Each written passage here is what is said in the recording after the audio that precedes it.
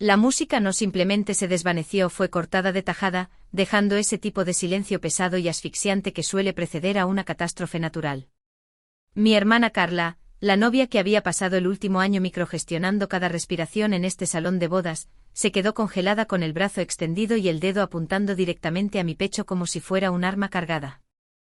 Estaba a mitad de un grito, lista para hacerme expulsar por alguna ofensa imaginaria, cuando el hombre más poderoso de la sala se interpuso entre nosotras, pero el general Mendoza, una leyenda de 4 estrellas con ojos como pedernal pulido, no estaba mirando a la novia sollozante, me estaba mirando a mí, y no veía a una dama de honor con un vestido de rebajas, veía algo completamente diferente, su postura se tensó, un reflejo perfeccionado tras 40 años de servicio, y su voz cortó la tensión con una claridad absoluta. Comandante Velasco, no sabía que estaba en territorio nacional.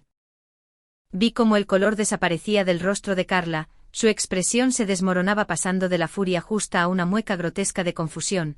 Mi hermana había pasado 6 meses seleccionando la lista de invitados perfecta para su boda, investigando a cada acompañante y obsesionándose con la distribución de las mesas como si fuera un mapa de guerra, pero olvidó una verdad fundamental sobre la vida que yo realmente vivo. En mi línea de trabajo, no solo aparecemos en las listas, nosotros las creamos.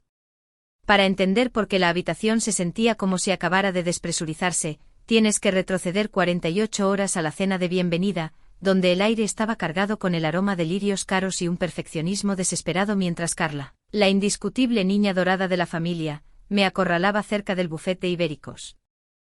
Parecía maníaca con los ojos recorriendo la sala para asegurarse de que nadie importante la viera hablando con la decepción de la familia. Me agarró del brazo, sus uñas manicuradas clavándose en mi piel como un recordatorio físico de mi lugar en su mundo. No me estaba pidiendo un favor, me estaba dictando una orden de alejamiento. Mira a Elena, simplemente quédate en segundo plano este fin de semana, siseó con la voz goteando esa dulzura familiar y condescendiente que reservaba solo para mí, e hizo un gesto hacia la mesa principal donde el general Mendoza estaba sentado, imponiendo respeto incluso mientras comía una ensalada. No hables con el general, él trata con gente seria, líderes mundiales, no necesita escuchar sobre tus pequeños tickets de soporte informático o cualquier trabajo de oficina aburrido que hagas. Se inclinó más cerca. Su susurro lo suficientemente afilado como para sacar sangre. Simplemente no me humilles tratando de parecer inteligente, no eres nada en su mundo, ¿vale? No parpadeé, no retiré mi brazo ni le dije que había aterrizado en Barajas hacía 3 horas, directa de un informe clasificado en el Ministerio de Defensa sobre una situación crítica en el Mediterráneo Oriental. No mencioné que mi aburrido trabajo de oficina actualmente involucraba códigos de autorización que el general estaba esperando, simplemente la miré, a la hermana que había borrado toda mi identidad para encajar en su narrativa, y le di un asentimiento estoico. Ella sonrió, satisfecha de haber gestionado con éxito el problema, pensaba que estaba protegiendo al general de mi mediocridad, no se daba cuenta de que se estaba protegiendo a sí misma de la verdad, que la nada, con la que creció era en realidad la única persona en la sala autorizada para conocer los secretos del general.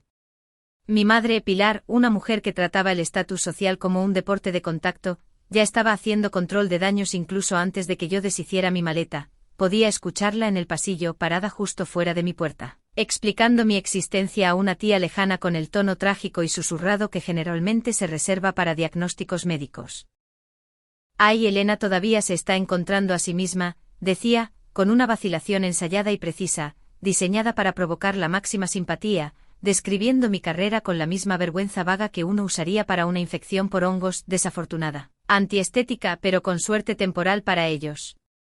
Yo trabajaba en un sótano sin ventanas arreglando impresoras para el gobierno, haciendo alguna cosa administrativa con ordenadores que era demasiado seca y humilde para discutir en cenas de gala. Habían construido una pequeña y cómoda caja para mí etiquetada como fracaso, y reforzaban las paredes cada vez que pronunciaban mi nombre. Era casi gracioso, un tipo de gracia oscura y privada, porque mientras se disculpaban por mi falta de ambición, yo estaba repasando mentalmente el análisis de señales que había autorizado hacía 6 horas. Veían a una mujer que no sabía combinar un bolso con los zapatos, no veían a una capitán de fragata en la oficina de inteligencia naval. Mi vida no trataba de restablecer contraseñas o solucionar problemas de routers wifi. Trataba de matrices de evaluación de amenazas y de evitar que zonas de conflicto internacional se incendiaran. Llevaba secretos en mi cabeza que podrían derribar a los mismos gobiernos sobre los que a los amigos de mi hermana les gustaba debatir con un gin tonic en la mano. La desconexión era tan vasta que daba vértigo. Estaba viviendo dos vidas y la que realmente importaba, la que inspiraba respeto y miedo, era la que tenía que mantener invisible para las personas que decían conocerme mejor. Lo absurdo alcanzó su punto máximo la mañana de la cena de ensayo. La crisis del momento eran las servilletas, específicamente el tono de rosa palo frente a rosa pastel. Carla estaba en el centro de la suite del hotel, hiperventilando porque el servicio de lencería había enviado el tono equivocado. «Es un desastre», gritaba, con la voz quebrada por una desesperación genuina, como si el color de la tela fuera a anular personalmente su matrimonio. Mi madre la abanicaba, murmurando tonterías tranquilizadoras mientras mi padre firmaba un cheque para hacer desaparecer el problema.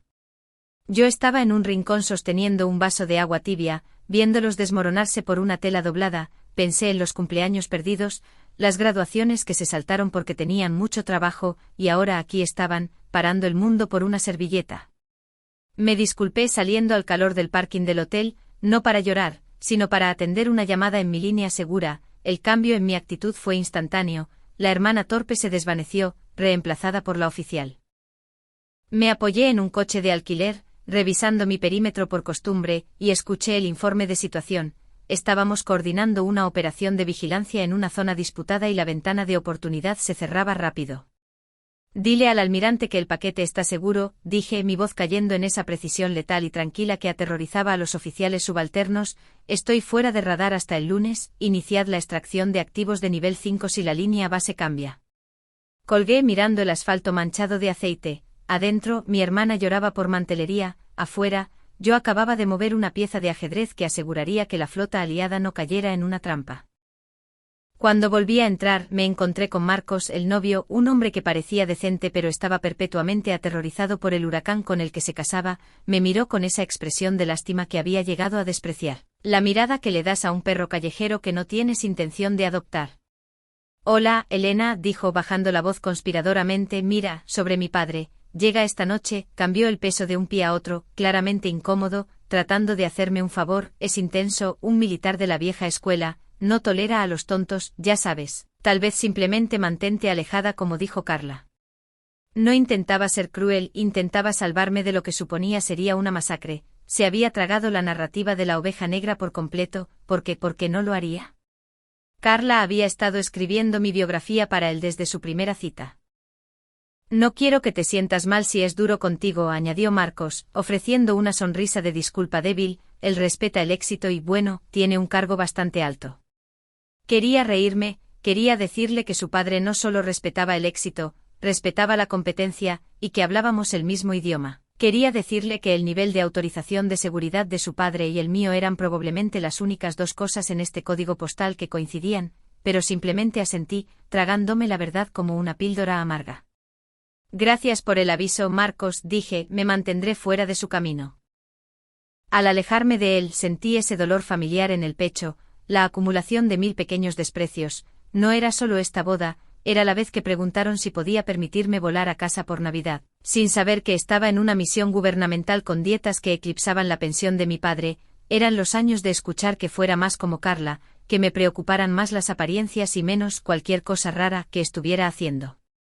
Ellos medían el valor en la X de Instagram y membresías del club de campo. Yo lo medía en vidas salvadas y silencios guardados. Era un fantasma en mi propia familia, rondando los bordes de su vida de foto perfecta, protegiéndolos de un mundo que eran demasiado egocéntricos para siquiera temer. Ajusté la correa de mi bolso sintiendo el peso del teléfono encriptado contra mi cadera. Era mi ancla, un recordatorio de quién era realmente cuando el gaslighting se volvía demasiado ruidoso. Había pasado una década gestionando crisis geopolíticas sin sudar. Lidiar con una bridecilla debería haber sido fácil, pero en mi familia la jerarquía era absoluta y yo estaba en el fondo, hasta que llegó el general y la cadena de mando se reorganizó. La hora del cóctel fue un estudio en casualidad forzada, todos conteniendo la respiración en el momento en que el general Mendoza cruzó las puertas. El aire en la sala pareció tensarse, poniéndose en posición de firmes al igual que los ayudantes de espalda rígida que lo flanqueaban. Carla estuvo inmediatamente a su lado, transformándose en una versión de sí misma que apenas reconocí. Recatada, atenta, la nuera hermosa y perfecta, se reía demasiado fuerte de sus cortesías educadas, sus ojos recorriendo la sala para asegurarse de que todos fueran testigos de su proximidad al poder. Era una actuación frágil, exactamente la misma que solía montar para nuestros padres para ocultar sus fracasos tras un destello de encanto, y al igual que nuestros padres, el general parecía estar creyéndoselo. Entonces la dinámica se fracturó, un joven capitán se inclinó y susurró algo al oído del general, y vi caer la máscara del estadista, revelando al depredador que había debajo, a través del murmullo de la conversación educada. Capté un fragmento de su pregunta baja y afilada: ¿han confirmado la telemetría del Grupo Táctico 77? Mi estómago dio un vuelco no por miedo, sino por familiaridad.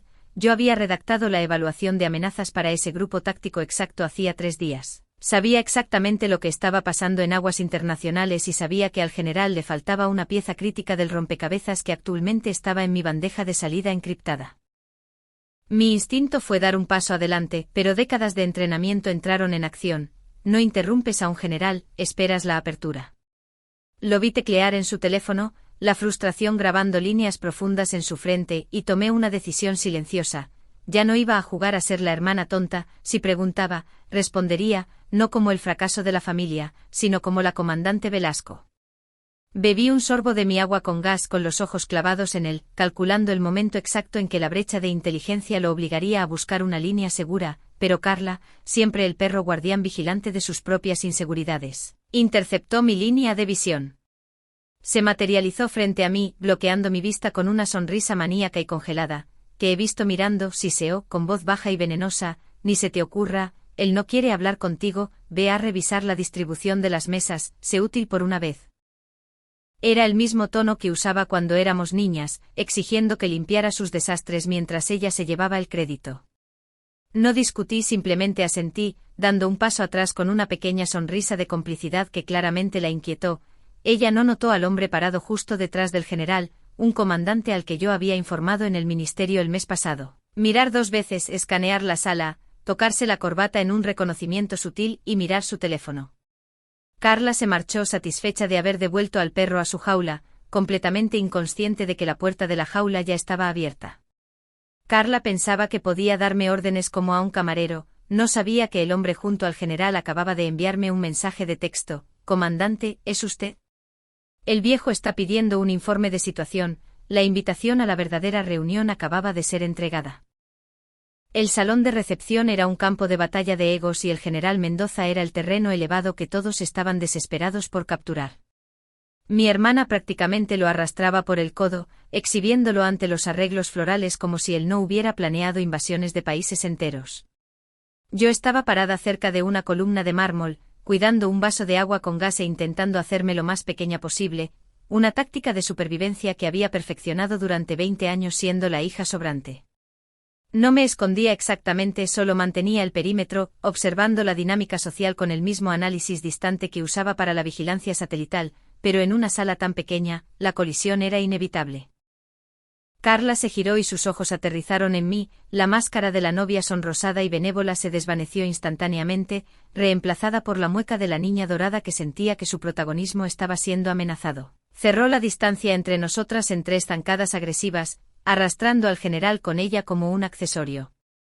Te dije que nos dieras espacio, siseó con la voz justo lo suficientemente alta para que las mesas cercanas oyeran, pero lo suficientemente baja para mantener la ilusión de intimidad.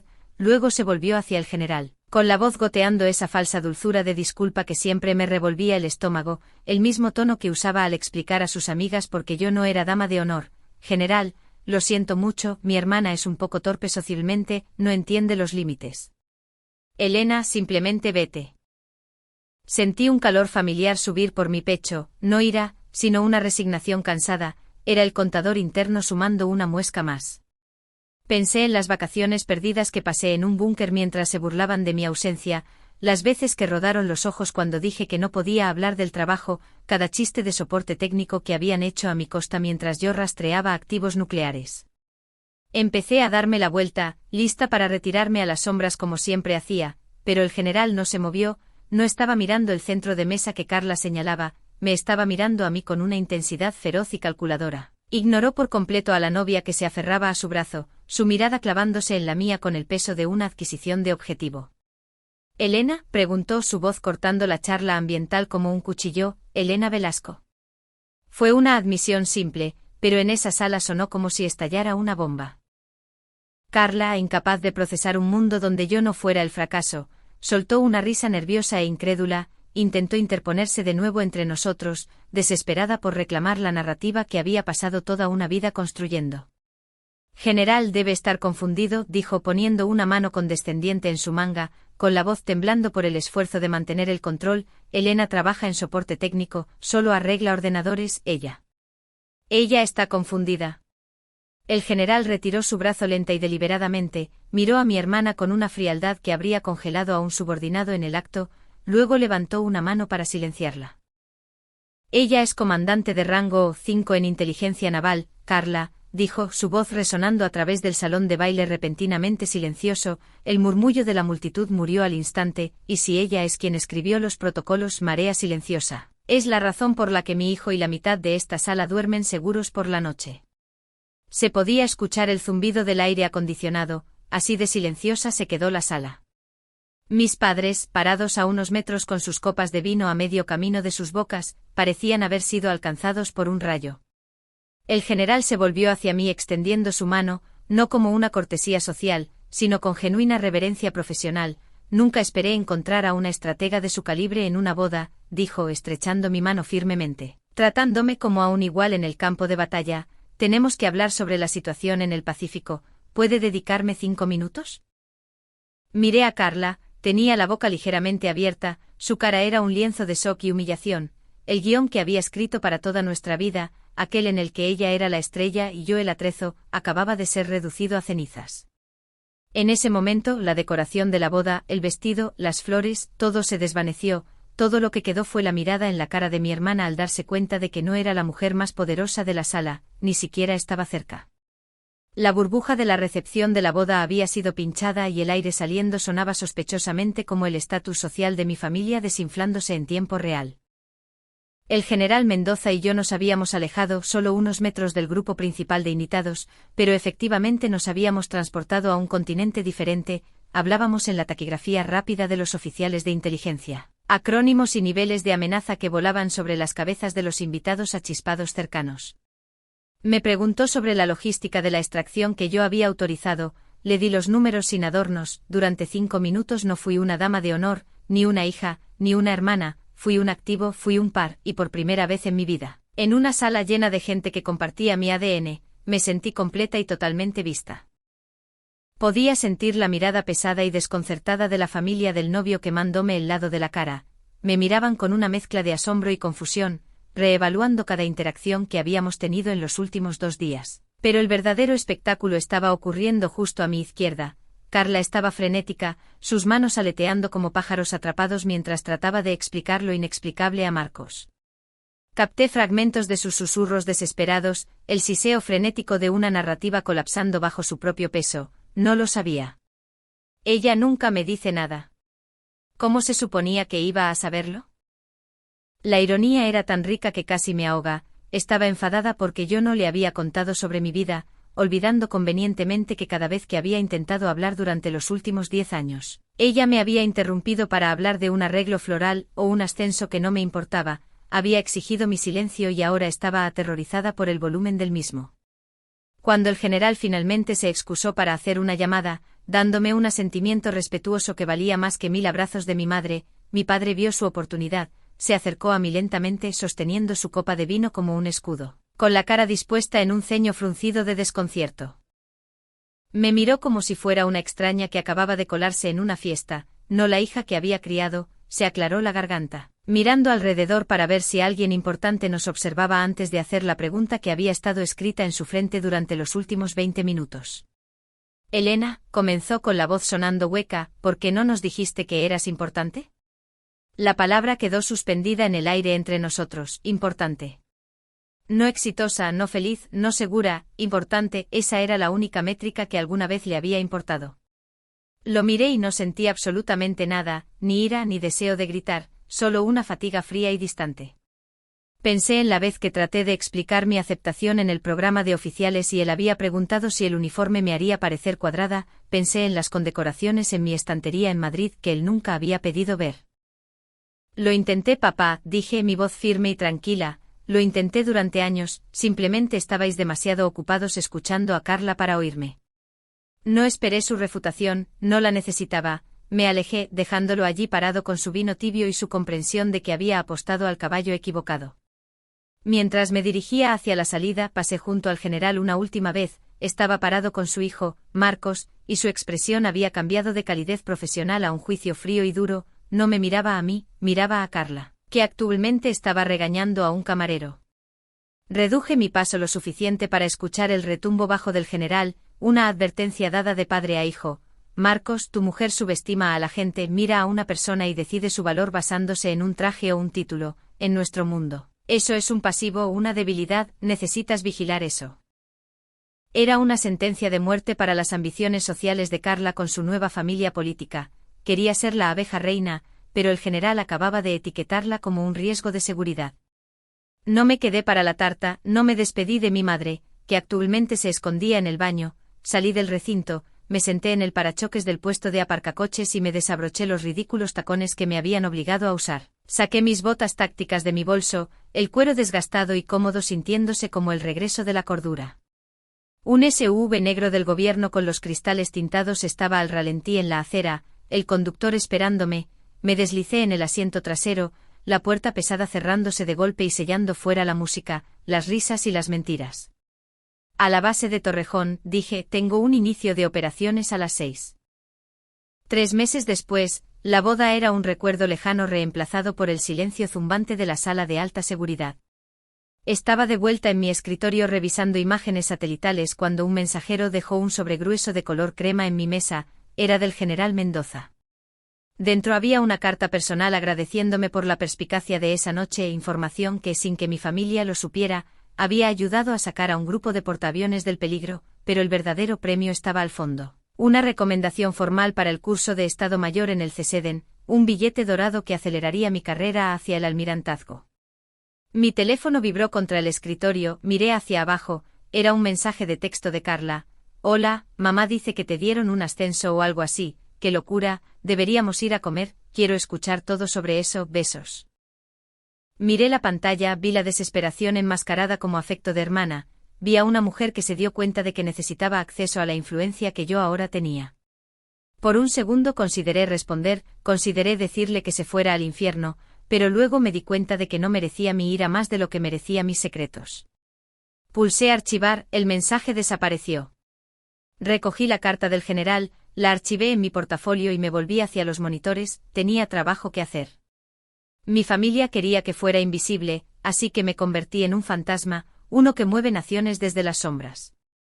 Querían una nada, pero obtuvieron una comandante y francamente prefiero el saludo militar a los aplausos. Si alguna vez has sido la oveja negra que secretamente era el lobo, cuéntame tu historia en los comentarios, nosotros sabemos quién dirige realmente la manada.